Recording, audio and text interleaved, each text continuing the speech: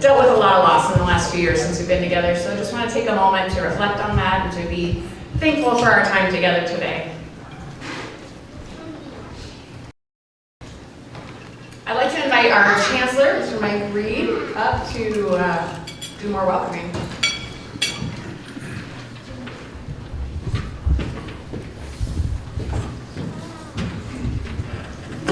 Good morning. What's the food? Apologize, I had blaming this on a event we had on campus on Tuesday. The students had a dunk tank on Kevin England's business department, and they put me up there. That water was cold. I'd been sitting out all night. It was probably about 42 degrees. I'm not kidding. And everybody just dunked me. They missed on everybody else, and I think that's where I got this from. So that's my blame. But it's probably good news for you because I can't talk a long time, so I'll make it short. But what a wonderful opportunity to be here today. I'm so grateful to be amongst all of you. What a tremendous group of people. I talk a lot when we talk with students. We say, there's typically two things when you talk to somebody that graduated from college, and you just say, what was your favorite thing about college? And they often talk about, well, I can remember maybe one or two professors that really touched their lives. And then next to that is the relationships, is their friends, is their teammates, is their coach. And that's what they remember. And I got to witness a little bit of that yesterday. Got to spend a little time with the 1961-62 football team. And just to be able to see them interact with each other and remember stories, and they met spouses and their best friends and roommates, and they're still friends to this day. And it's just amazing to be able to reflect back on your opportunities when you were at Montana Western, the experiences, the friendships, and the associations you had. And so we're grateful to be able to be here, to be able to recognize and induct several more people into the Hall of Fame, and very worthy, and I'm excited to be able to hear their stories. So with that, I'll stop talking. Just welcome you all. Welcome, and hope you're able to enjoy your time here today. Thank you. Well, I'm excited to get things started today. Able to be with us, so I'm going to ask Jennifer Gordon-Cash to come up and join me, and I'm going to have the difficult challenge of trying to represent Jenny Peterson today with Jen's induction. So Jen was a member of our 19-seeded Frontier Conference Championship team, and she actually becomes the 5th of that team to be inducted into our Hall of Fame today. It was an incredible, very proud to have that honor. Jenny Peterson is incredibly sad to not be able to be here today, and if you've heard Jenny induct any of her players before, you should be a little sad too, because I cannot possibly live up to her speech, but I will give it my best. I know she's got jokes, so hang in there, we'll see. All right, so this is from Jenny. First, congratulations to Megan, Tony, Jarrett, Coach Beers in the 1961 and 62 football teams. I love the Hall of Fame banquet, seeing past athletes come back to Western, sharing their hilarious and inspirational stories. I'm truly sad that I have to miss this year's banquet because it is always a privilege to induct one of my players and to witness the inductions of other amazing athletes. I know Janelle will do a wonderful job relaying my message to Jen. Everyone might like this scenario better and request it for my future players' inductions. Now I have written a song about Jen, and I would love Janelle to sing it. Just kidding. On a serious note, if you've looked at the introduction of Jen in your program, you know that she's extremely deserving of this Hall of Fame induction. I'm extremely proud and honored to be able to present it to her via Janelle. And I had the great fortune of being her coach. It is always fun to go back through my files during my former players' careers at Western to remind me of how volleyball was played back then. Jen played during the time of what we now call traditional scoring, where you could only score points if your team was serving. Volleyball has evolved so much since this inception, and thank goodness. Now it is rally scoring, where a point is awarded to the opposing team for every error. If anyone ever complains to you about how long a volleyball match is, they have not experienced traditional scoring.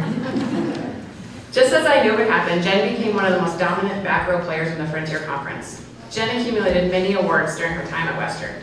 In '97, as a freshman, she was awarded the team's Most Improved Player honor. She made the Dean's List. As a sophomore, she had a stellar season. The Frontier Conference Championship was held here at Montana Western for the first time ever. The team went 8-0 in regular season without losing a game, or a set, as we call it now. and earned the school's first trip to the NAI regional tournament. Of course, Jen was a huge part of that success. Her awards as a sophomore included All-Conference and Co-Defensive Specialist of the Year. She earned her place on our team records chart with a 4-way tie with season serve percentage at 95%. And she played a critical role in our team earning the Frontier Conference team serving title at a team percentage of 92.8%. And academically, she was on the dean's list again. As a junior in 1999, the team finished the season with a 20-8 record, 9-3 in the Frontier Conference, and once again, Jen was a huge part of our success. Jen was a sweet girl, and I think she is good at sharing, but she was very competitive. So I'm sure she did not want to share her honors anymore, and she made it sure that she was the best. She was voted All-Conference Defensive Specialist of the Year again.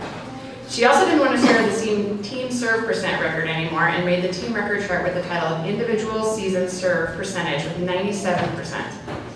She was number 3 in the Frontier Conference in individual digs, number 5 in the Frontier Conference in individual serving percentage, played a huge role in our team earning the Frontier Conference Team Digs Leader Award, was team captain, an outstanding back row player, and made the dean's list. As a senior in 2000, she capped off her college career with a stellar year. She earned an unprecedented 3rd year in a row All-Conference Defensive Specialist of the Year. She was the Frontier Conference leader in not just 1, but 3 categories: individual digs, passing percentage, and serving percentage. She was again our team's outstanding back row player. She tied her own team record with a 97% serving percentage.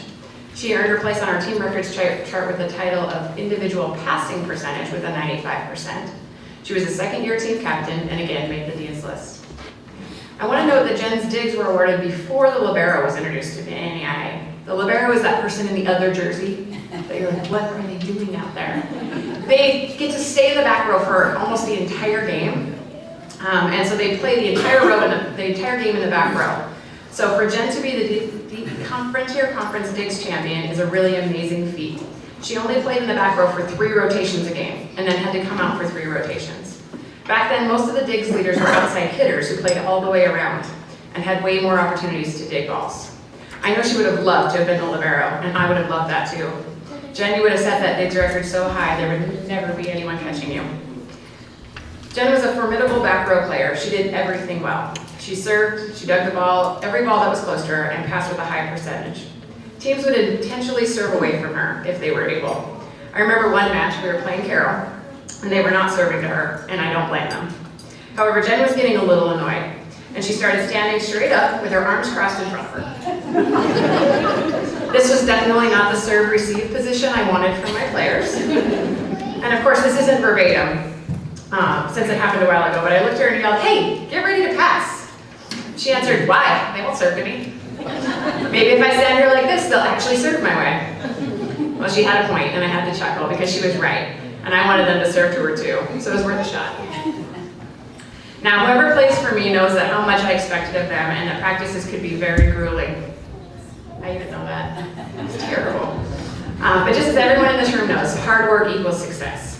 Well, Jen worked hard and never complained, to me anyway, and her hard work paid off, as she was able to own the back row when she was in the game. Her awards, titles, and records speak for themselves in serving, passing, and digs. Jen was obviously a tremendous volleyball player, but she was an amazing person as well. She worked hard and was no drama, and anyone who's coached knows that that's a rare trait. Jen was willing to do the little things that made her better, which made our team better. I feel very fortunate to have been her coach. So Jen, thank you so much for all your hard work on the court and in the classroom throughout your years at Western. You have gone on to do extremely well and have accomplished so much in your life, just like I knew you would. Thank you for coming back to the Western campus and accepting this very deserving award. I truly wish I could be here today to present this worthy award in person and to give you a big hug. But I am so happy that your family could be here today with you to witness your induction, and I know they are extremely proud of you, as am I. Congratulations. Love, Jenny.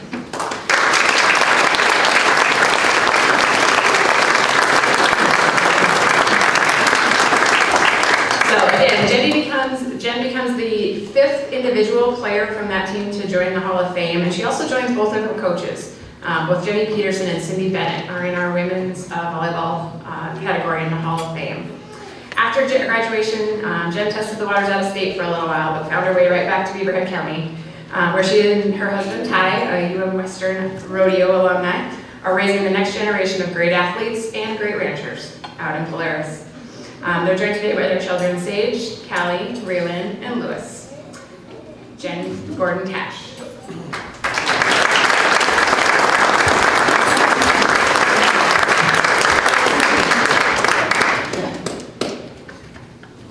Thank you. Wally told me I could steal something from him today. This is his quote, "I'm scared shitless."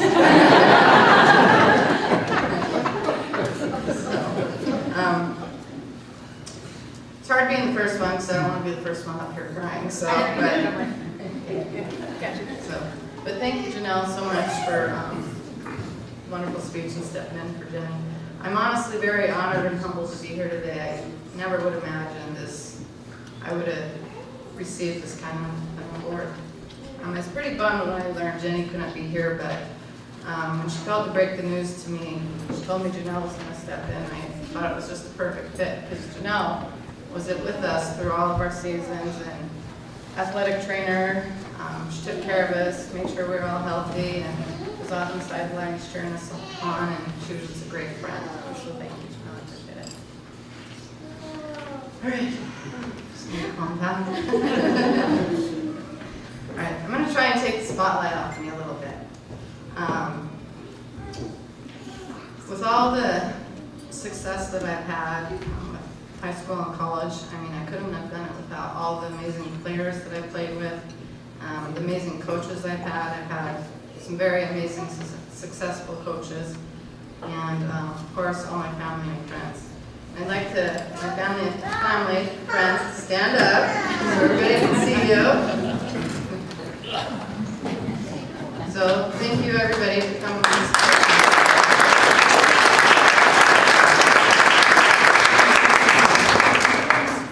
A few of them were giving me a hard time about my speech. I've known about this for over a year, and keep asking, have you written your speech yet? Have you written your speech yet? No, but I've had a lot of time to think about it, so I just thought I'd have you guys feel a little bit of the pressure this morning, too. My aunt, uncle, and cousin, Les Scale and Jay Gordon, they came all the way from Sealy Lake. And my uncle Les has coached high school sports for many years. He's kind of a legend, too. He's been inducted in the Montana Coaches Association Hall of Fame, am I correct? Yep. I used to play basketball in the summer in Sealy Lake. My aunt would do a great job taking care of me, and of course I was there to annoy my cousin as much as I could.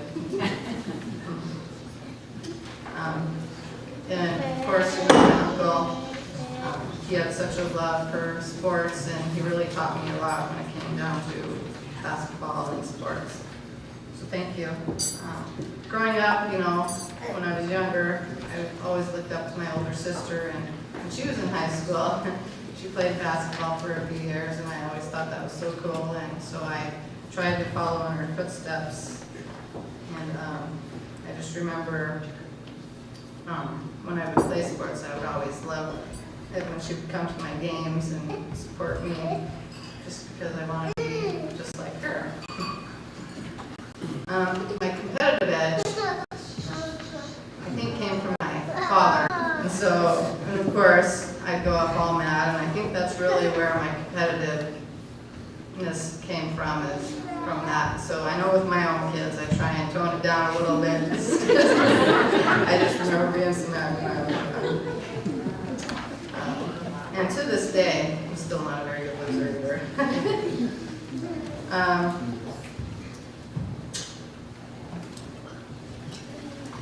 Yeah, so this is the part that I'm doing. I think the person who would be most proud of me and honored to be here today is my mom. Sorry. I can see my family tearing up. She was always the rock in our lives and kept us really grounded. She was always so supportive, always gave us the best advice, no matter what we were involved in. there's just so much more I could say about my mom. I could go on forever, but of course I have a difficult time talking about her. But and plus with my mom and dad, I just want to say thank you for all the support you've given me throughout my whole sports career, just my whole life. And it wasn't until after I had kids that I realized how much my parents sacrificed for me and my siblings. Just transporting us to all games, camps,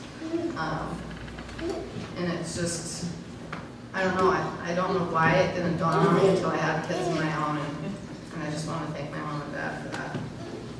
And of course, my husband and my 4 kids, thank you for being here today and supporting me. And they were all pretty excited when they learned that I was being inducted in the Hall of Fame. They couldn't wait to see me get up here and give my speech. And then, of course, my good friends Toby and John, thank you for being here today too. It means a lot. All right, so now that I've covered my family, it's time to go over the other important people throughout my career that have really shaped me to be the type of player that I was. A lot of times people ask me, why don't I coach? I usually give kind of a generic answer like, I don't want to deal with parents, or I don't want to coach my own kids, but the real reason is I had such an amazing group of coaches. I realized the dedication and time that they put into coaching, and I saw the sacrifices.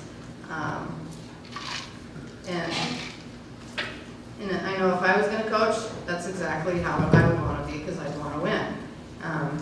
Look at Kevin England back there. I have to call you out. He was my high school coach, basketball, and coached me a few years in college too. Just reflecting back as having him as a coach, he did everything for us players. I mean, he took us to camps, tournaments in the summers, always would open the gym for us, and so he knew what it took to become a good player and really have a good team, and that's why we were so successful, our team was, and he was such a successful coach, because he put in the time and dedication. And that's the kind of coach that I would want to be. So thank you, Kevin, for putting in the time and dedication and believing in me and all your players and making us great, so thank you. Another unbelievable coach, she's not here, she's also an inductee, is Cindy Bennett.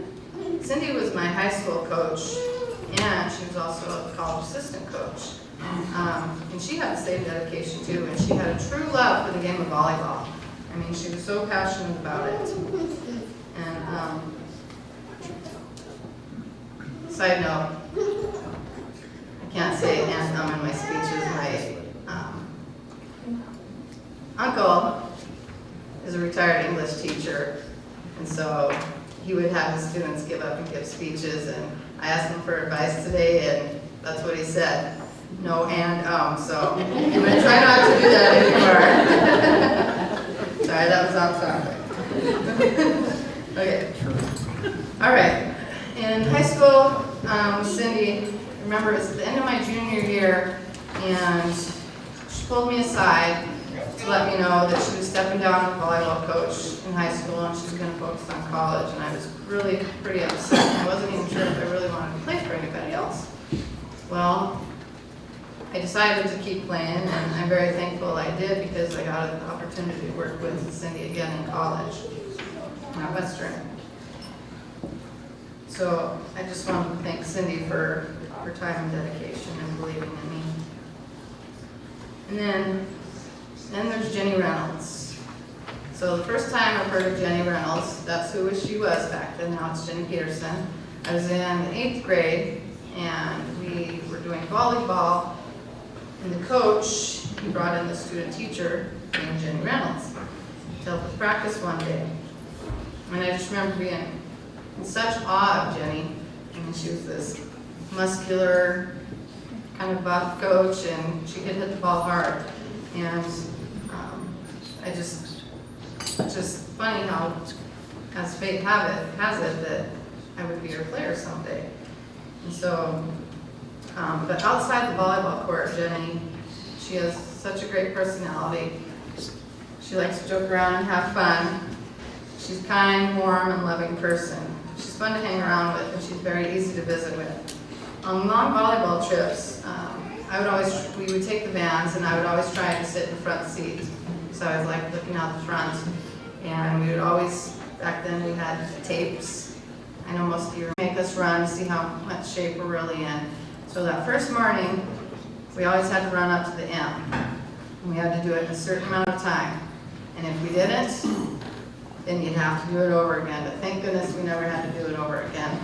But that first time I had to do it with the team, I ran up there, and I'm not gonna lie, I didn't work out very much that summer, so I was a little out of shape. But I had to prove myself. So I ran up there, and I was so tired, my lungs were so sore, and I sucked in air. And I sat down in a cactus. Of course, I was a freshman, I didn't really want people to know. So I kind of after we were done, I hobbled down, went straight home to my mom's house. My grandma was there. She had me bent over the chair, picking cactus out of my behind. It was like for a month, I was still picking little things out of my behind. So that was my first real introduction to volleyball. Let's see.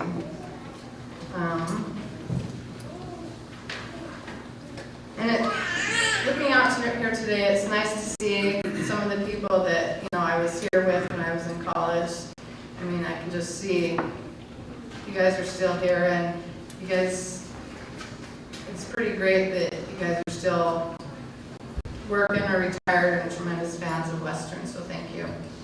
I remember my first run with Wally Felt.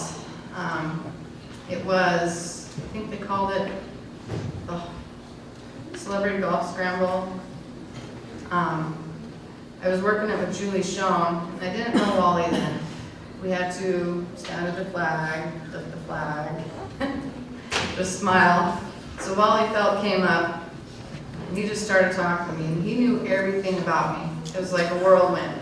I think I hardly got very few words out. And he left, and Julie's like, oh yeah, that's just Wally. He knows everybody. He knows everything about everybody. But that was Wally, though. He knew all the statistics. He knew all the players, whether it was basketball, football, whatever, inside and out. And you still run into Wally today, and he still reminisces about Western when you used to play at Western. It's really neat to visit with you and run into him.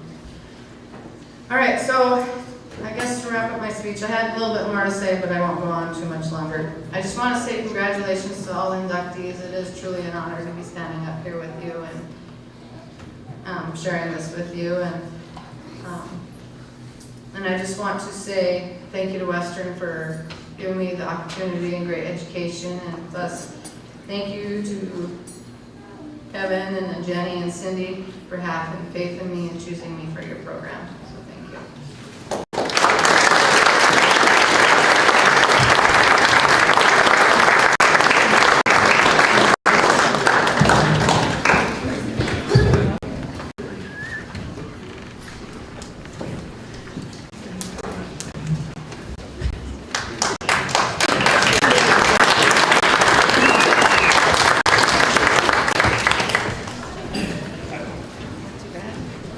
Jen, I'm glad you shared that story about the cactus. I have picked cactus out of a lot of volleyball players over the years, so thanks, Jenny, for that one. All right, our next inductee is Coach Bob Beers, so I'm going to invite both Bob and Bobby Beers. Did he leave? He ran away. That one. Well, we're just going to kill some time. They got a good Bob Beers story? We'll get Bobby started, but a little bit about Coach Beers. He was the head football coach and athletic director at Western Montana College from 1993 to 1995. In that short period of time, his many accomplishments make me feel like a pretty big slacker. In fact, if you want to be game administrator today, I know. Nope, okay. In addition to turning Bulldog football into an NAIA Division I national championship contender, Coach Beers created a lasting legacy of outstanding support for our athletic department. We just celebrated our 29th annual scholarship scramble, which continues to provide support for our student athletes. After departing Western, Coach Beers found a few other places to share his football knowledge, but eventually made his way back to our part of the world so he can keep a close eye on his very extended family. And the man was even at a Froshmore football game in Butte, Montana the other day to cheer on my kids. So very, very thankful and lucky to have you as part of our family. And I know that everybody here feels the same way. So I'm going to ask Bobby to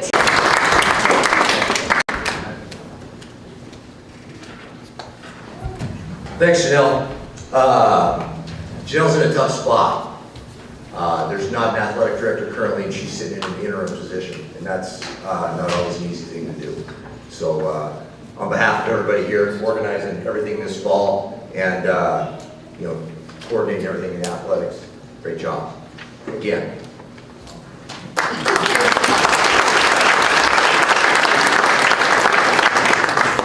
I'm here to introduce everybody to my dad, but to be honest with you, most everybody knows who he is.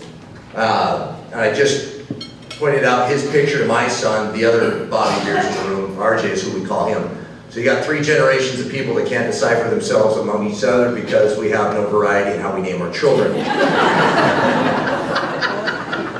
But I showed RJ the picture of my dad that's being posted in the flyer today. And I said, do I look anything like him? And he said, he goes, no.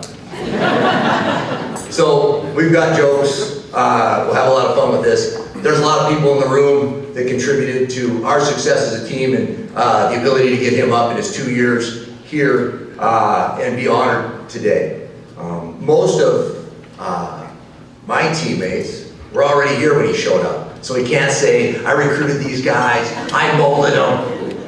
That group of morons was already here. We just needed a little direction. And I look around the room and nobody's really making eye contact. And you know right now who we are. And as I went through and counted, and I had to take off shoes because I didn't take many math classes here. There's 17 or 18 of us. There's a team involved in the Hall of Fame. There's going to be another one going. Your other one's going to go in sometime soon. Keith has assured me of that. He's going to push it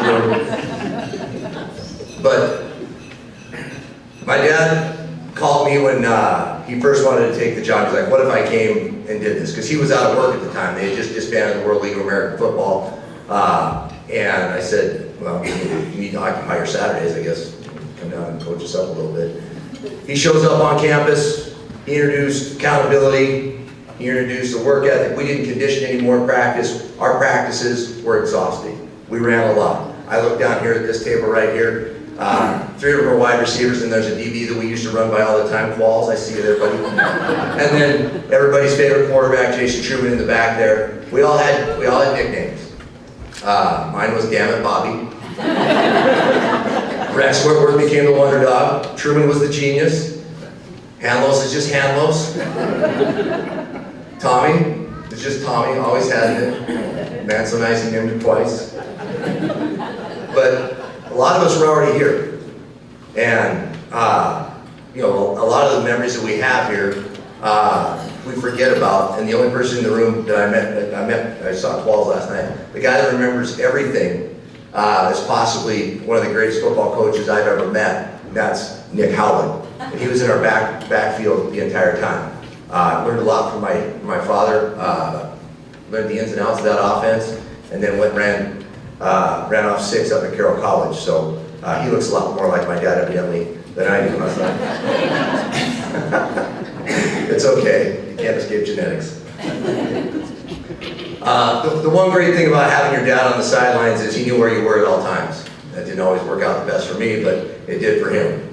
And one of the greatest questions I ever got while I was here at school is, what do you call your dad? And I never gave it much thought. I just kind of didn't make eye contact so I wouldn't get my butt chewed. And you didn't have to chew it much because I was always out on the field. There were always other people on the sideline. Rex would tell me what was being said and different folks. But it was always fun to watch others have success. We had success around there. We built something special. I look at the coaches that followed my dad, Mark Mose, Nels Clute. There was another guy for a while. There was a Ferris. Then there was a Norris. And then there was a BJ. In between there, one of the guys he brought to campus is going to go in the Hall of Fame someday too, down here in the front row, Tommy Lee. Tremendous individual, was on that first staff with my dad. Just to give you an idea how good we weren't. And and I promise that my son's here, so if you have somebody under 8, just put the earmuffs on real quick. But I remember Coach Lee walking away from the meeting room one night going, and I was like, hey, Coach Lee, how's it going? He goes, oh, Bobby, we're shitty. Well, we didn't do too much better to start off. We lost our first 4 games. The last game that he lost in conference was to Carroll. That was the first game. We didn't lose another one. We weren't going to lose to Bob Green. We weren't going to lose to Hutter at Carroll ever again. He made damn sure that. He made it personal. There's other stories that we could tell for hours and hours, but the competitiveness and the, I don't know how tall you are now, Dad, but Joey said you were 5'9". But the competitiveness of that man bled into our football team. And he went from where everybody wanted to be good to where everybody in that locker room expected to be good. And we expected the guy next to us, the guy in front of us, the guy that drove the bus. It didn't matter. We knew what was going to happen on that field. It was just a matter of time. We did it in the film room. We had a lot of fun. Winning is fun. We got coached hard. We ran hard. But I still struggle with what he called your dad. So without any further ado, I give you my father. I just call him Pop, Bob Beers.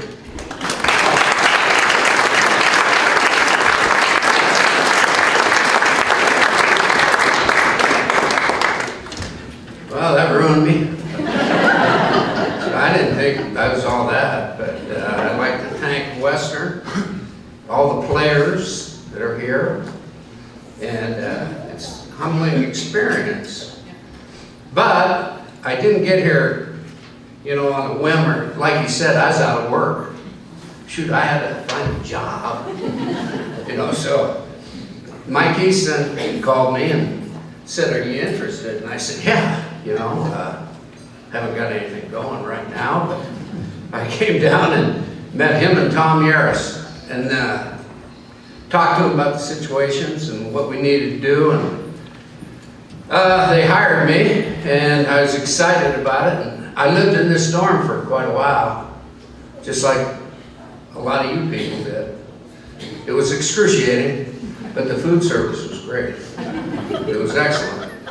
But I'd like to thank all the people at Western Montana that made this happen. There's a lot of them. I see John Pat Yeager. They're probably the biggest supporters of Western athletics that they've had here. I mean, in a long time. There's a lot of people that made this thing happen. It just wasn't one person. We had great, you know, support staff. The maintenance people bought into the program.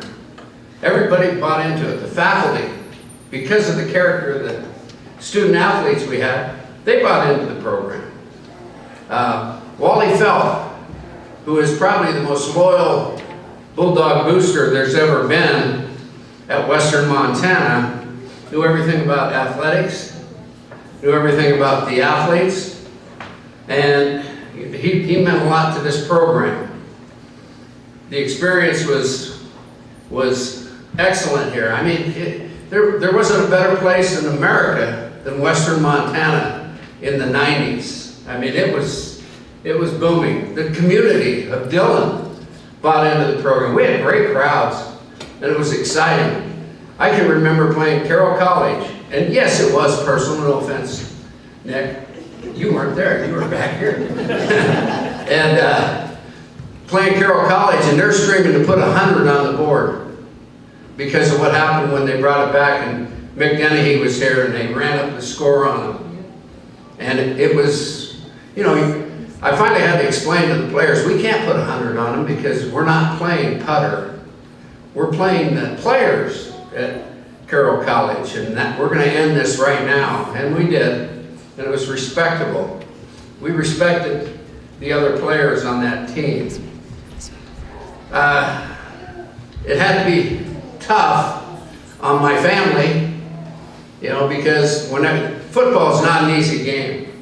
It's hard on families, it's hard on kids, but when you're coaching your kids, it's even tougher on them. And I'd like to thank my family, especially my wife Janelle, that's been with me through all the moves and the transitions, and from the high school ranks all the way through to the NFL for 20-some years. It was, you know, It's not easy when you're on the road all the time and you're never home. Although she does encourage me to travel a lot now that I'm retired. There's no question it's got to be tougher now than it was when I was traveling. But when your son plays for you, it's a whole different story because you're a little harder on him. And he's right. His name was, damn it, Bobby, run the right route, please. But they were a great group to coach. The players were the cog. You know, it's not this thing about coaching. It's about the players and if they accept the coaching. And these guys accepted the coaching. You know, the players were awesome. I had great assistant coaches too. Guys that sacrificed. We had one guy gave up his job over in the Bitterroot Valley to come over and he just wanted to. I'd worked for Jack Elway and I picked up his offense. And it was always a three-step. He's very innovative and very creative. And so I brought that innovation and creativity of Jack Elway's. Football coaches are notorious thieves. We steal everything we can, and you know, and so you bring it and you see if you can work it with your players, and these guys bought into it. They did an awesome job of learning the system. I won't say that Jason Truman did a great job, but at one point he looked at me and said, "I think I see it." I said, "How can you see it?" He said, "No, Coach, I see what you're talking about." From then on, it became easy, and the players made it easy. We had one rule on that staff and that crew of players that we had, and that was we never had a lot of leeway as far as downtown. And all we said is never embarrass the program. It's about the program. Do not do anything that jeopardizes the program, because there's nothing more important than the program. That's the number one thing. And if you do anything that embarrasses this program, you won't be here tomorrow. They bought into it. So I'm thinking, God, that's great. So I go out to the Glen fishing access, and I fish a little bit. I'm out there and I stopped in, and Joe Brogan was around then, and Joe came over to me and said, "Coach, I just want to tell you, you got a fine group of young men." And I said, "What?" He said, "They're here every Wednesday night." He said, "because they can't go downtown, Dylan." And I said, "What are you, seriously?" He goes, "Yeah, they're out here drinking, having fun on Wednesday nights, because that's the last work night of the week for football. So they're out there, they're partying, having a hell of a time. We're all thinking, hey, they're up in the dorms, studying." Then I realized, that's not all bad. It's about the chemistry of the team. If that did something to develop chemistry, I'm not going to wreck it. So I never said anything until most of them were gone. And I said, "I know where you guys hung out." But it was a lot of fun. It was a great time. It was a lot of fun. We got a lot of work out of them in a fast amount of time. They bought into everything. It was a great team. And this isn't about me. This is about the guys I coached here.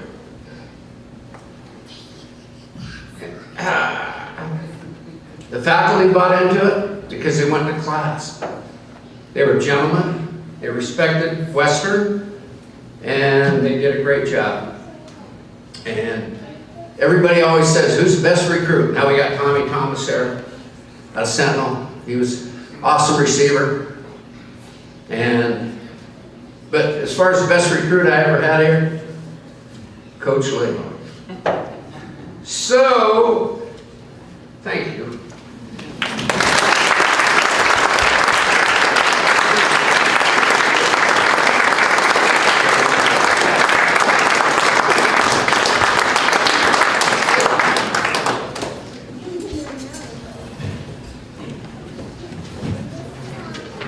Thanks, Coach. Well, we're going to continue with the football theme and ask Tommy Thomas and his presenter, Jeremy Pauls, to come up.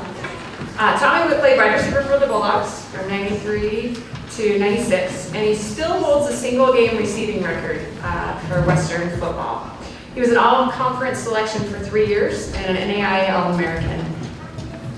And he finished his business communications degree here and then left us for Missoula, where he found his lovely wife Karen, and they have 2 daughters, Cheyenne and Chalice.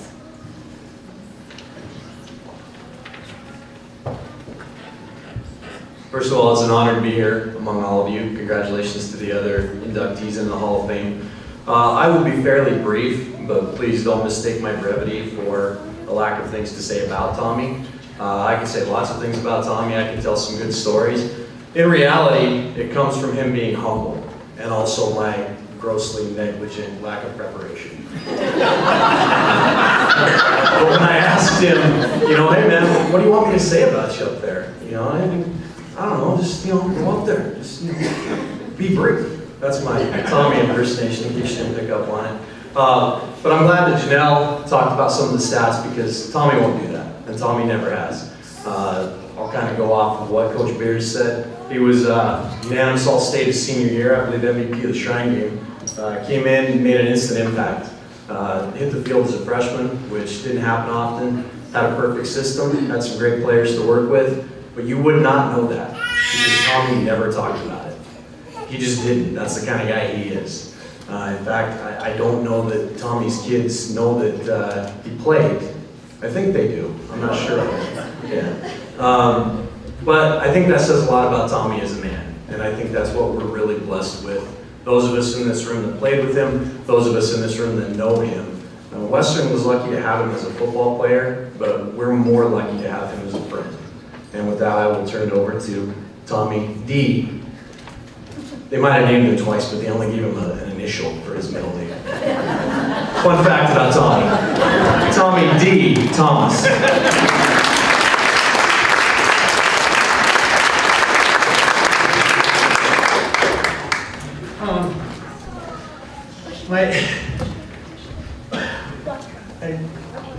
I guess I'm the big softie up here right now, because it's kind of all coming at me, because after talking to Coach Beers last night, he asked me how many times I've been back.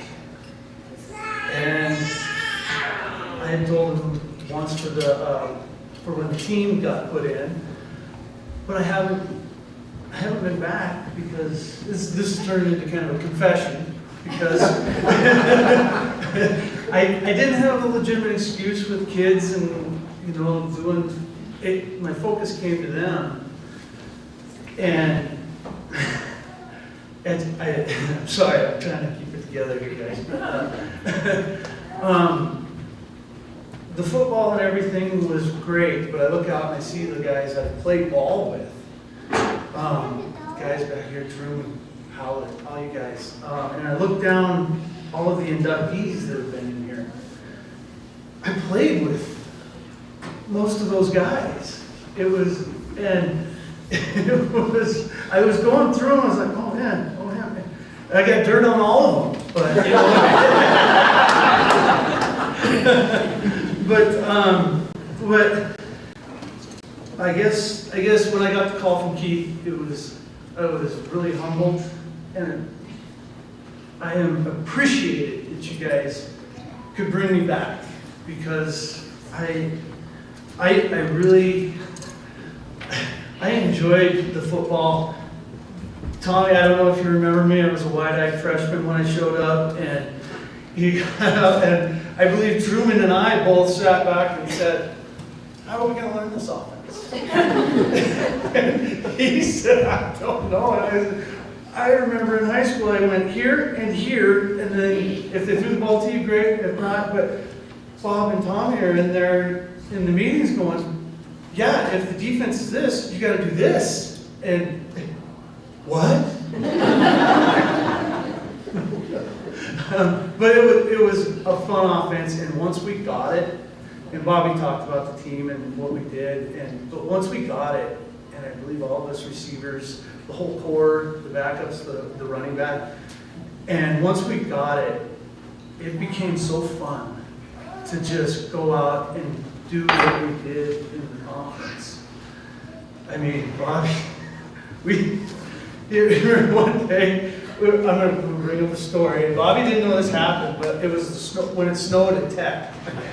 And, the defensive back, Bobby caught a little route underneath, and it was a 90-yard touchdown he ran, but the only guy that could tackle him, I had slipped and fell down, and the DB thought he'd be funny and jumped on top of him.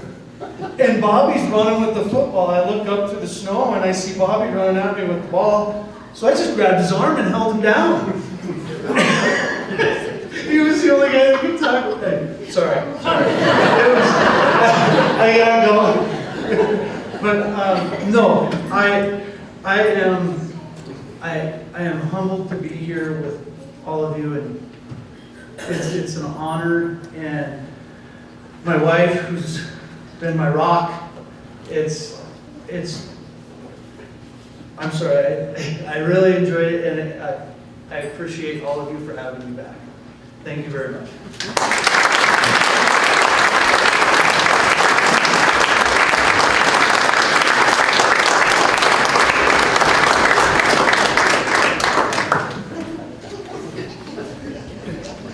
You guys do this.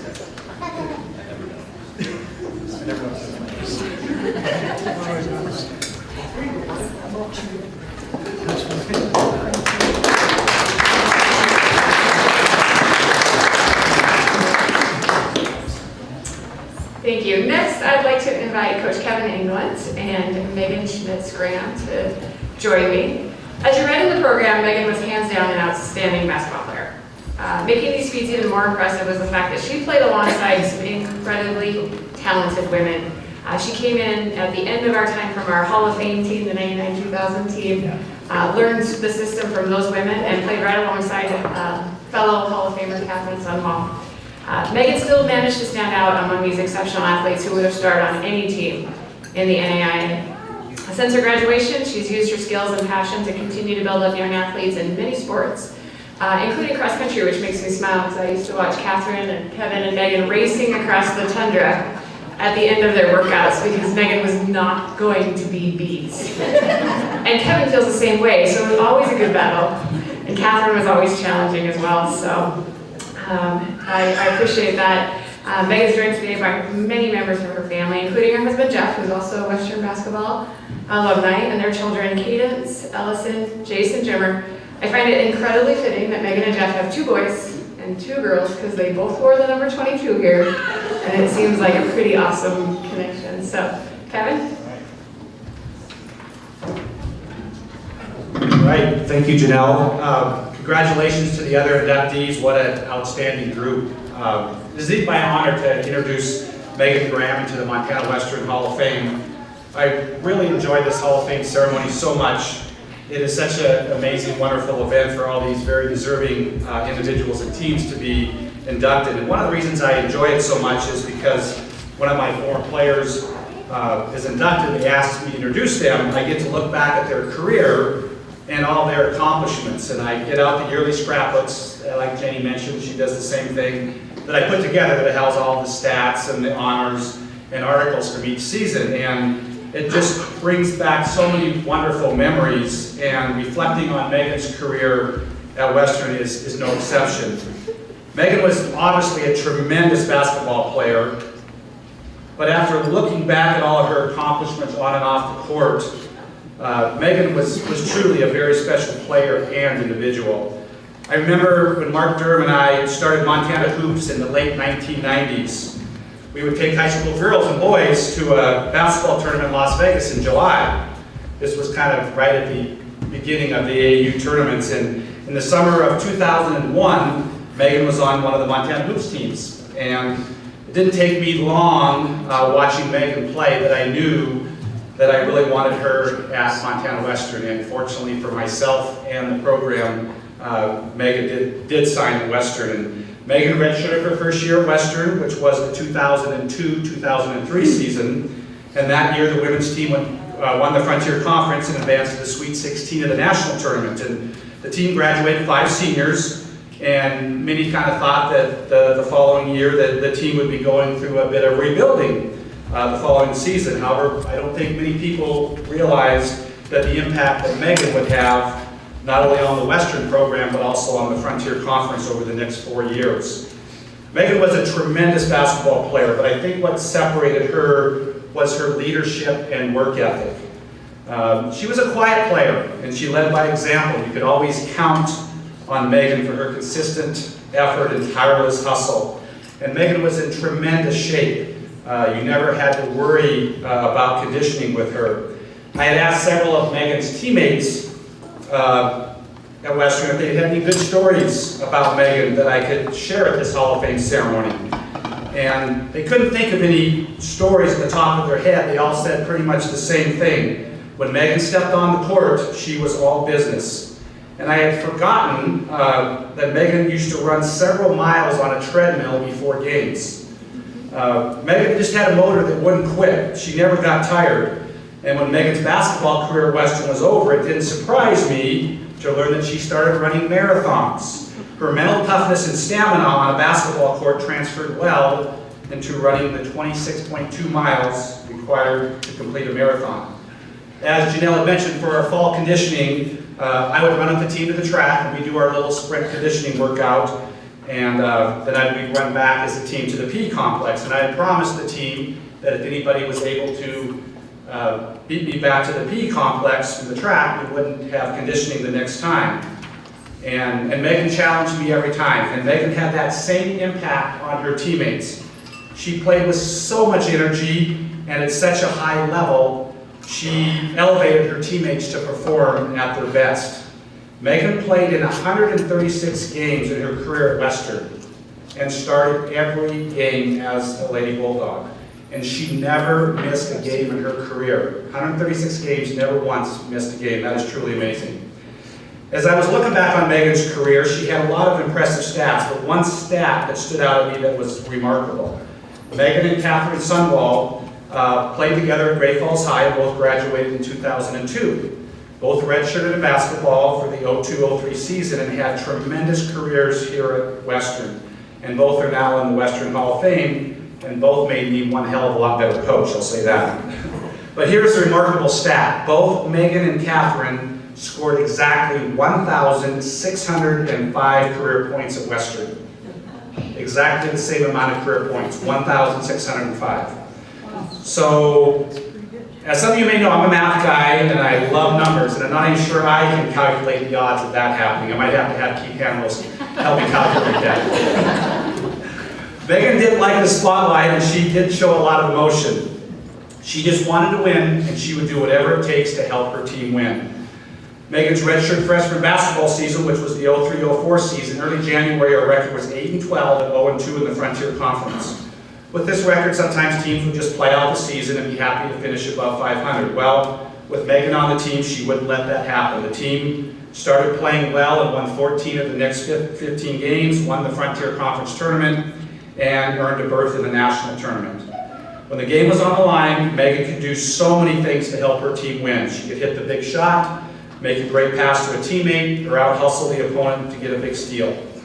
What Megan accomplished at Western in basketball and in the classroom as well was truly amazing. Megan was Academic All-Conference for 4 years and Academic All-American for 3 years. And I was really pleased to hear a few years ago that Megan was officiating basketball. When I retired from coaching here at Western 13 years ago, I started officiating basketball and have since picked up football as well. But I really enjoyed officiating, and every year I've been trying to recruit new officials.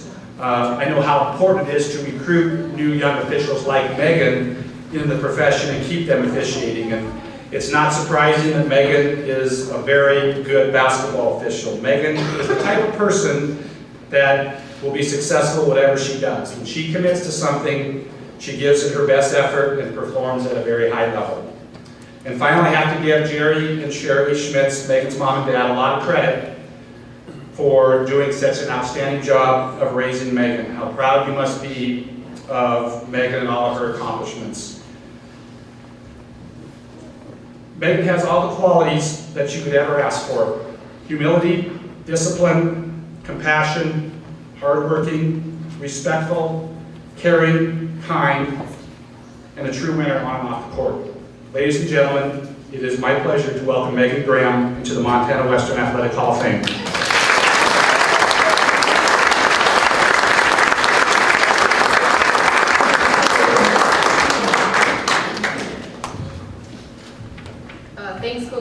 for that introduction. I had to write a speech earlier this week. My husband makes fun of me. He calls me coachy all the time because I always got to be prepared and ready to go. So congrats to all the other nominees. It's an honor to be inducted with you. Thank you for the committee for this nomination. First of all, I have to thank the Lord for giving me these gifts and talents and for putting me in the exact place I needed to be in order to excel at them. Thanks to my friends, family, and teammates who were able to attend today. Thank you to my Papa Harvey, who was able to attend all my games from 3rd grade till college. He always had a binder for me at the end of every season with all my newspaper clippings in them. And so thanks, Papa. Thank you to my brother who couldn't be here today, Jerry, and Matt, who was able to attend for being dragged to all those basketball games all the time. Thanks, Molly, for being that little cheerleader off the court, on and off the court, and always having a hug ready for me regardless when I lose. And thank you to my sister, Michaela, who really pushed me to be the best, partly because we were always trying to compete and beat one another, and I wouldn't be standing here without you. Thank you to my parents. I know how difficult it can be with 5 kids. Dad, you were always there for those rebounding sessions, even when we were throwing the ball at one another, not talking afterward until the next time we wanted to shoot. But I wouldn't be here without you either. Mom, thanks for always being the support when I needed to vent about something or just talk about something else, because I couldn't talk about basketball, so you always had the good advice. And thank you, lastly, to my husband. He finally picked the right school. After trying out so many other ones, I love you. And you gave me the best gifts, our kids, Cadence, Ellison, Jason, Jimmer. And I think really up until the time that Coach called me and said I was being inducted, I don't know if they really thought I could play basketball or not. So I hope you have as good of a journey as I had. I knew when I was growing up, all I wanted to do was play basketball. I didn't care who I was with or where it was. I wanted to win and I wanted to play. My dad and I came to a recruiting trip here at Dillon. It was conference season, and we met with Coach England over at the Stage Line Pizza, discussed school and basketball, and then we wanted to stay and watch the game that night. Well, Coach had to go get ready for the game, and we were like, well, let's just go check out Dillon. So we walked around campus, went to the pizza, and that took maybe a half hour. And so we took a nap in the pizza parking lot. And on the way home, I was just like, what am I gonna do? I come from Great Falls, it's a little bigger, and I don't know if I can make it, but here we are standing here today, so. There were 4 of us incoming freshmen that year: Tiffany Lyman from Centerville, Billy Scher from Harrison, Catherine from Great Falls, and myself. And we shot a lot of free throws that first year we were redshirting. We didn't get to play a whole lot because that team was just so good that we really didn't get in unless it was needed to.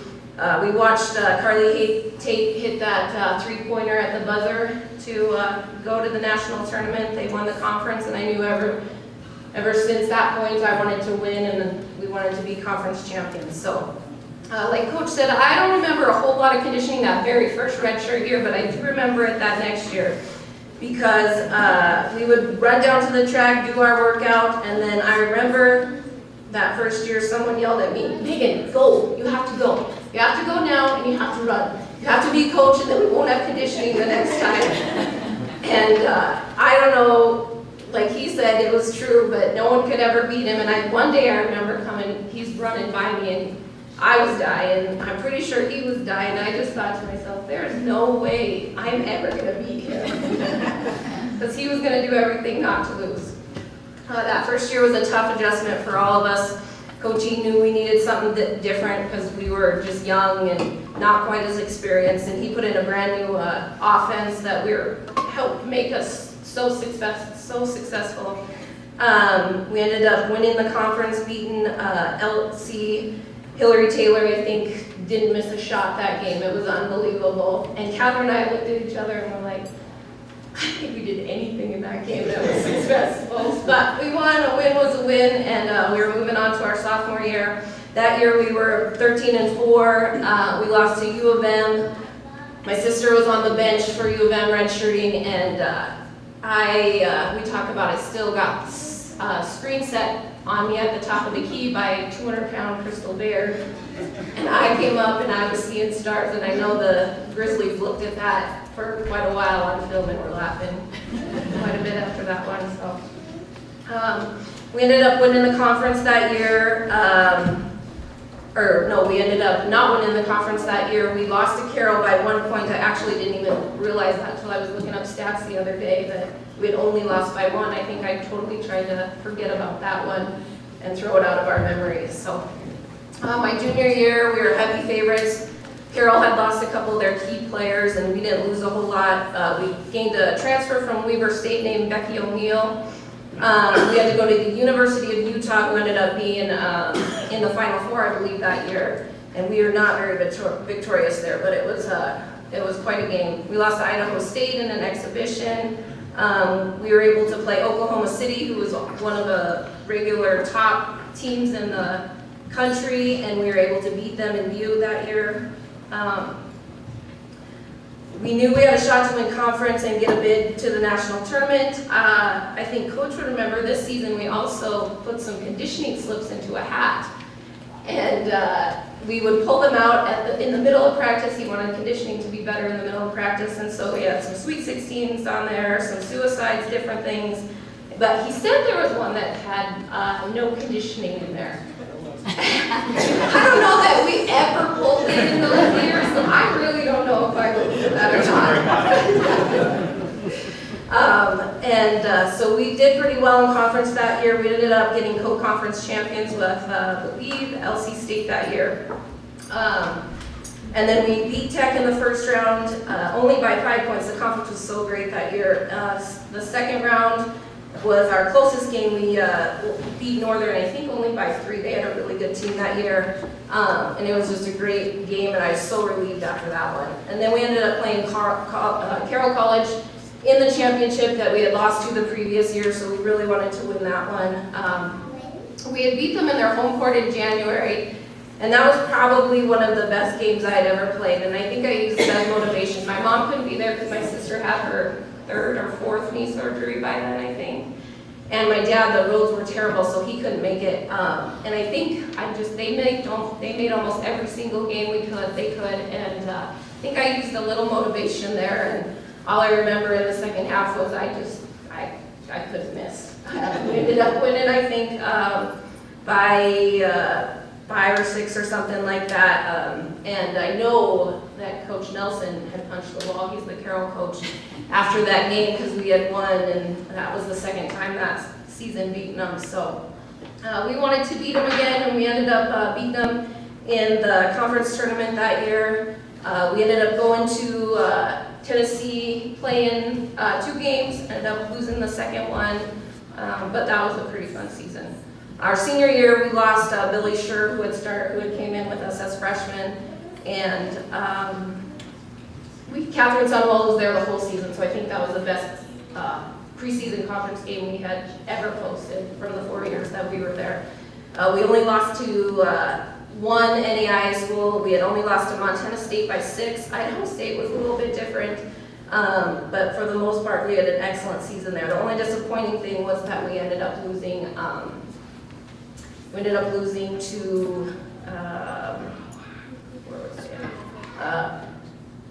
we ended up losing to a team in South Padre Island over our Christmas break. So we did pretty well in that preseason game. Then we came back. We were thinking we were going to do pretty well in the tournament, and we must have overlooked Rocky Mountain because they were good. They were good that year, and we ended up losing in the first round of the conference tournament, which was a little disappointing. But we still were able to go to the national tournament and try to get a game there. So I look back now and realize how amazing those 5 years at Western were. I was able to travel the country with great teammates and coaches. I started every single game from my freshman year to my senior year. I learned more about the game that I love playing and how to push myself harder than I ever thought I could. I know I'm the one getting the award today, but I could not have done these things without the unbelievable teammates to pass the ball and play with, and coaches pushing me to do better every day. Western will always be my home, and I'll always love being a dog. This little town that I thought had nothing has everything. The best fans, teachers, coaches, and I'm so glad I came to school. Go Dogs.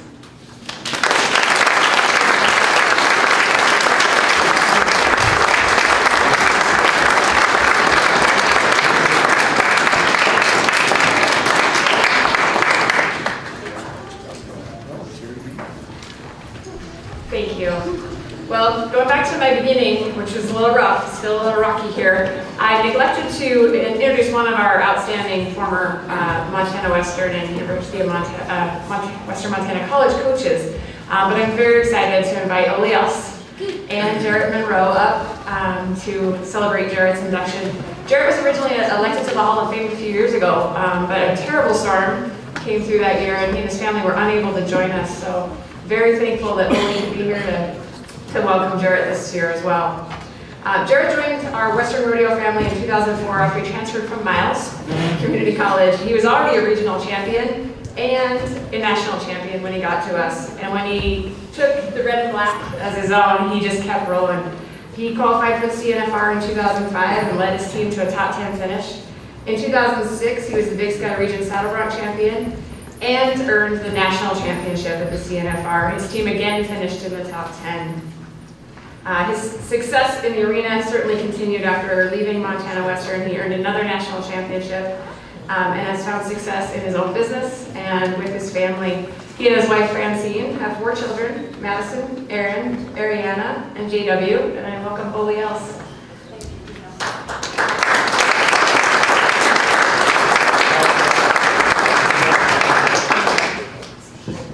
I promise you I'm not going to talk too long, but I'm really honored to get to talk to you a little bit about Jarrett. First of all, it's been wonderful to see everybody. Congratulations to all the inductees, and I'll tell you, what a day today is. I mean, this is a special day to have everybody back on campus. It's a great honor for me to personally introduce Jarrett Monroe. It's great to have his family back. It's good to have Francine, the kids, Jenny and Shane. Thank you for coming. I want to take just a few minutes and tell you a little bit about how I got Jarrett to come to Western. So I tried to recruit him. Well, gosh darn it, he decided to go hang out with old Wally Badgett in Miles City. And I kind of failed. So I talked to him and I said, you know, we have this natural horsemanship program. And it's a real deal and it's a good thing. So Jarrett came to Western, and I don't know how many of you are aware of the natural horsemanship program, but we have a lot of girls in that program. Francine, I'm sorry to tell you, but a lot of you ladies, including the chancellor's wife at that point in time, Martha Story, Dick Story, and they were going to be here today, but Dick was sick, and he didn't get to come. But Martha was taking the natural horsemanship program, so she just absolutely adored Jarrett. He loaded hay for her, he rode horses for her, he helped her all over the place, as well as helping me too. And anyway, we go to a college rodeo, and we would have the entire chutes, the back of the chutes, with horsemanship girls and my dad, cheering Jarrett on. And Jarrett was outstanding. You get that kind of talent. Well, I've been lucky enough to have it a few times, but Jarrett was, I mean, unbelievably talented. When you put on a college rodeo, it's almost impossible to get a veterinarian to come, because the weather at the Dillon College Rodeo is usually quite unpredictable and usually horrible. Lightning, blizzards, rain, usually nasty, not usually good weather. So Charlotte Quist at that point in time was in charge of our natural horsemanship program. Of course, she's a veterinarian. So she came on the back of the chutes, watching Jarrett get ready to ride his saddle bark. Jarrett brought a whole different group of people to support the rodeo team. And it was amazing and it was awesome. We lived or died if he rode the saddle bronc horse. That was our way that we could compete with Montana State. Anyway, on his senior year, we got to the college finals in 2005, and Mr. Horse out there, didn't we? Yeah, lost an arm stirrup. That happens. And then 2006 rolls around, and how our season works is you have to place in 10 long go-arounds, 10 short go-arounds to get to the college finals. Well, Jarrett placed in all 10 rodeos, which is unheard of. That doesn't happen very often. I think the only other person that did that, I had two.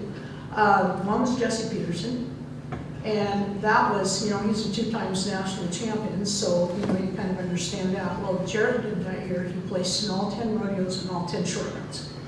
Well, anyway, we get to the college finals, and it's kind of a gruesome, it's an endurance contest. Janelle's been with me, she gets it, and she understands it.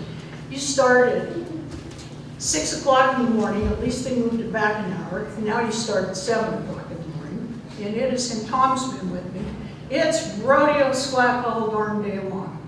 And it is long and intense. Well, you can be the best soundboard rider in the world, but you have to draw well. And I might have been caught on camera saying, "Buck, you blankety blank buck." But anyway, you want that horse to buck. You want him to be good. So Jarrett, at that finals, he drew pretty good in the first round. We had solid scores.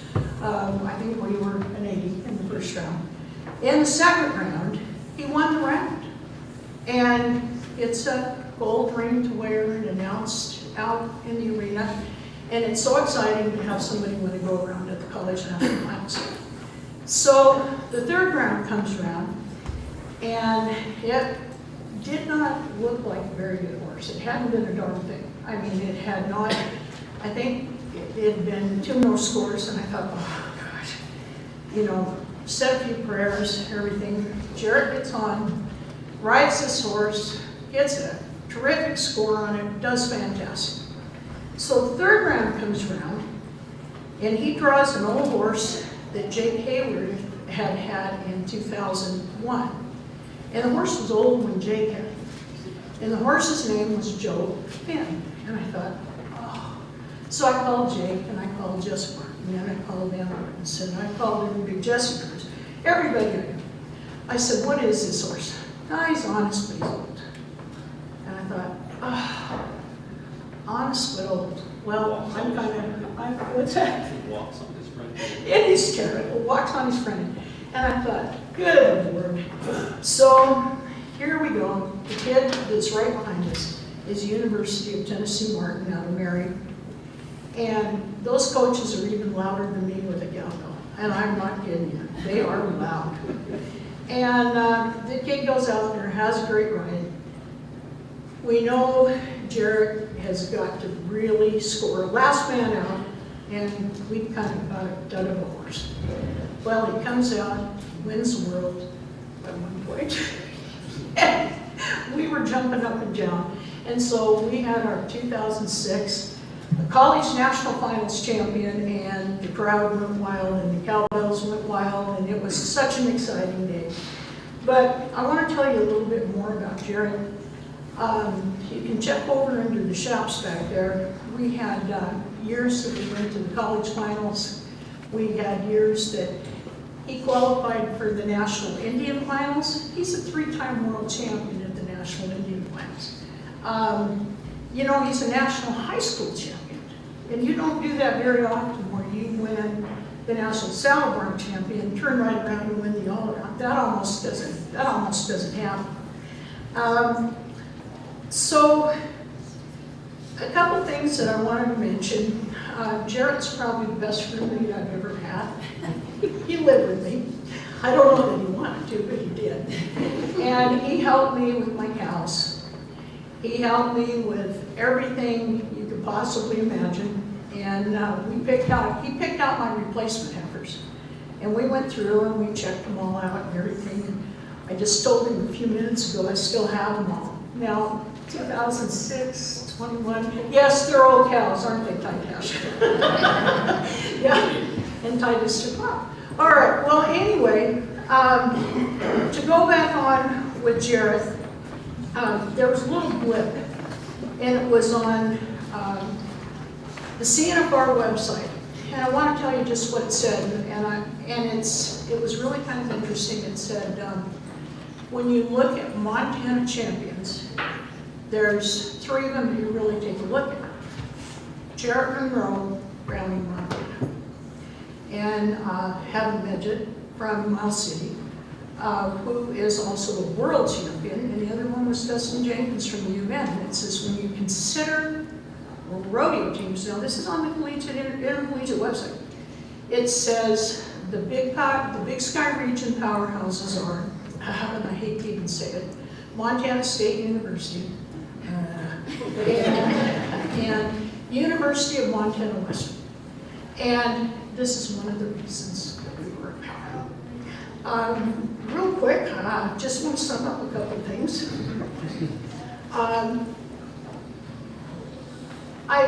Jarrett left and met Francine and moved to Canada. He's back in the United States now. And so he's retired from bronc riding, maybe. I've been talking to him, he's still in great shape, so I think he could. But that's not my goal. But Jarrett's a great person. He made such an impact here at Western, especially with the horse program. And he's a great horseman, he's a great bronc rider, and I'm honored to get to introduce Jared Monroe. Thank you.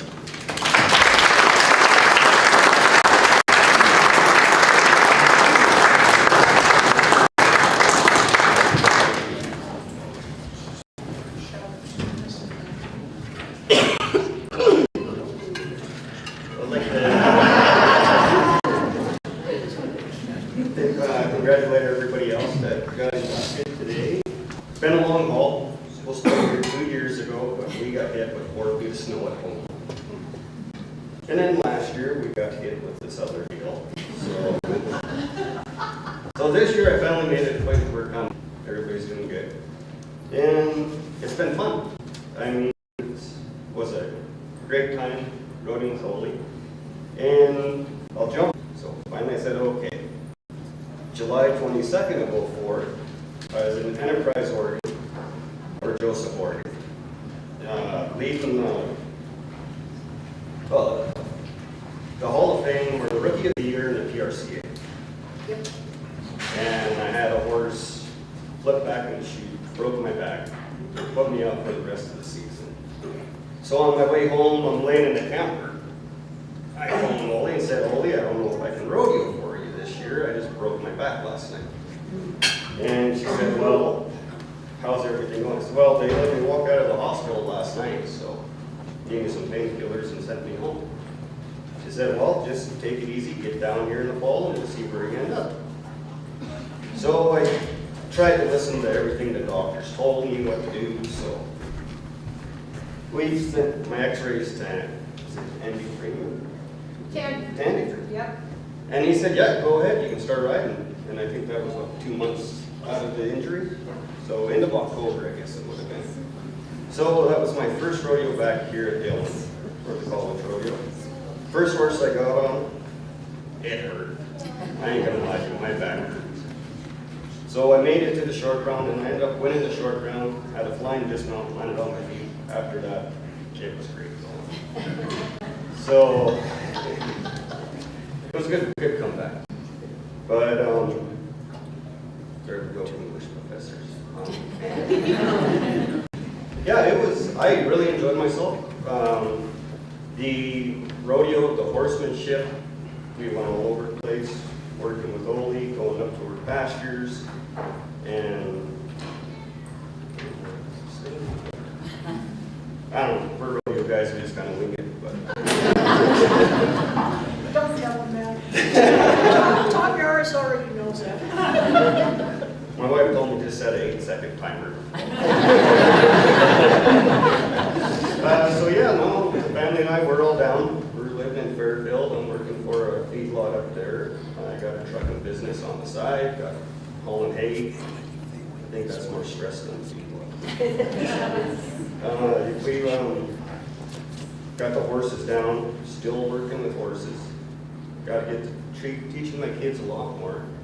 But we've had a lot of fun, and I'd like to thank everybody, and have a great day.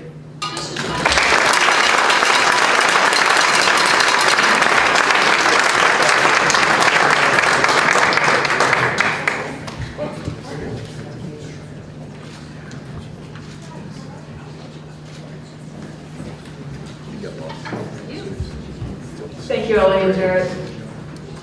Last but certainly not least, we're excited today to induct the 1961 and 1962 Western Montana College football teams into our Hall of Fame. These teams were powerhouses. They won 2 consecutive Montana Collegiate Conference championships. In 1961, they were led by head coach George McCormick, and in 1962 by Frank Coy. These teams were defensive stalwarts whose only loss during those years came at the hands of Weber State at the conclusion of the 1962 season. They said yesterday that they were always so good, and then at the end of the year they had to find someone to play. The only one who would play them that year was Weber State, and they didn't come out on top of that one, but I think they still like to give it another try. I got to listen to a number of their stories yesterday, to meet them and their families, and it reminded me today of what we've heard from a lot of our inductees, that their affinity for each other and their school has lasted the test of time. They reminded us yesterday that they were the mighty orange and black, but they're still very proud to be Bulldogs. In our conversations yesterday as well, it reminded me that even though the times have passed, what we do here really matters in terms of providing that community of support for our students, helping them find their way, find their real families and friends, and move into the next step of their lives. We're very fortunate today to have a number of members of these teams here. I'm going to invite those in attendance to come up. The Chancellor and Roxanne are going to help me just present these plaques to them for a minute, and then Mr. Joe Morstein is going to say a few words on behalf of the team. So those in attendance today are Larry Baldwin, Jim Bennett, Dale Coombs, Jack Gillespie, Dick Maroney, Joe Morstein, Jim Netz, Jack Nielsen, Fred Solmonson, Don Sutherland, and Ken Cope.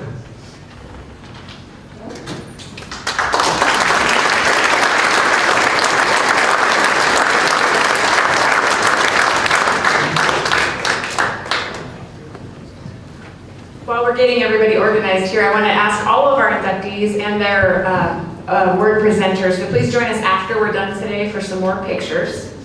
But again, please welcome these members of the 1961 and 62 football teams.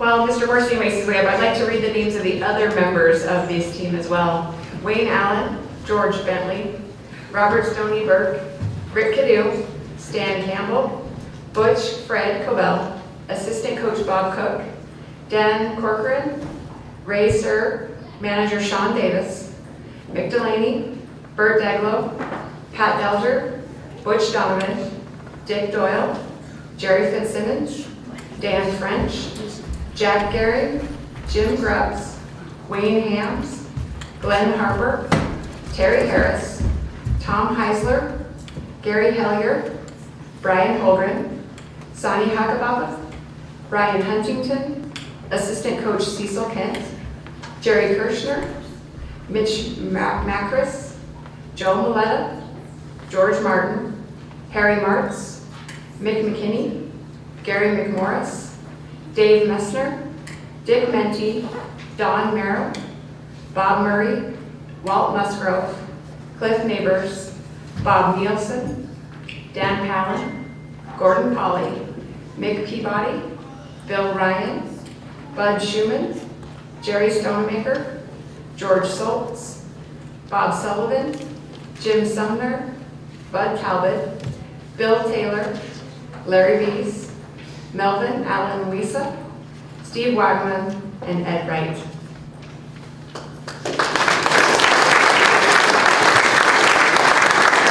All right, Joe, you're going to Gentlemen, if you'd like to stay, you're welcome to. If you feel like a seat, that's okay too. Let's do that. I won't be there long.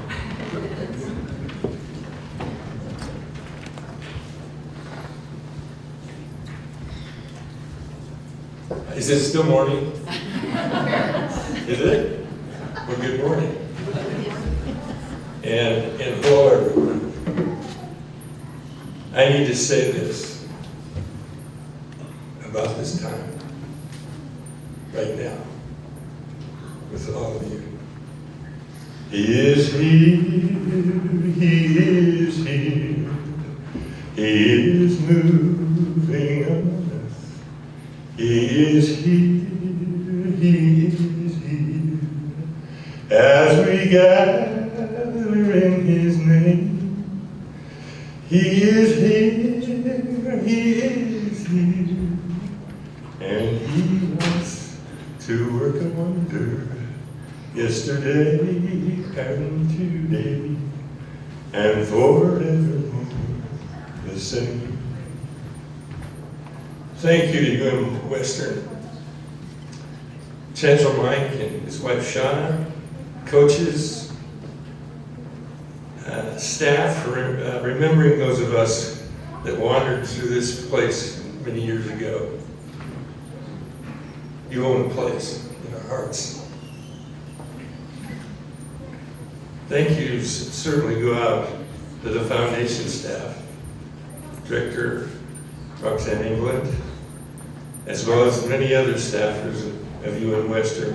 We're grateful for your part in helping us grow up.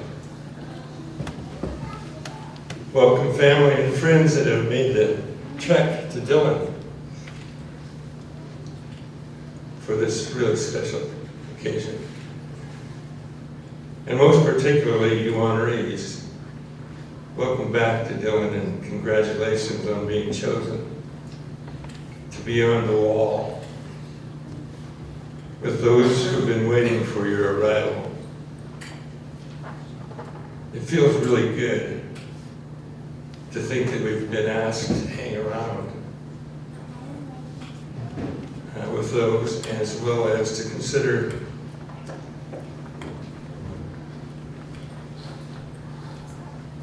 I said I wasn't going to get lost here. Consider that our lives and accomplishment will be posted and encourage those who follow us.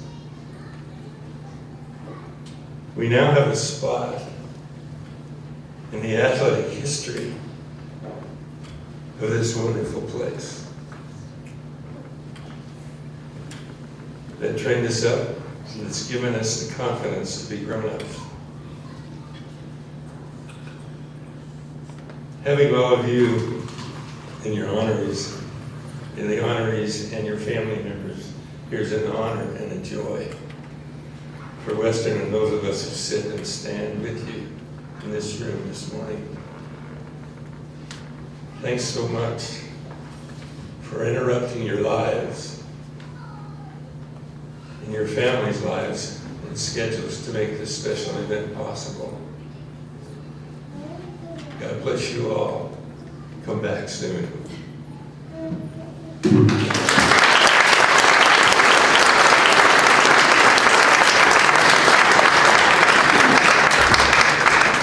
Thank you, Joe. Thank you to each of you for joining us. When we get to the football game today, we have a section reserved for you and your families near the right at the edge of the bleachers, so that you don't have to fight for a seat with our hopefully very excited fans today. For the rest of our inductees, please remember to join us just before halftime at the gate out to the field, so you can be honored at halftime as well. I just want to steal from Mr. Morstein. It has been an honor and a joy to be here with you today, and I thank you for coming back, for celebrating with us, and I hope you will come again. And I hope I won't be in charge for that one. I have had the great fortune of getting to do this twice, and some people who are very special to me have been a part of that. So appreciate that. Go Bulldogs.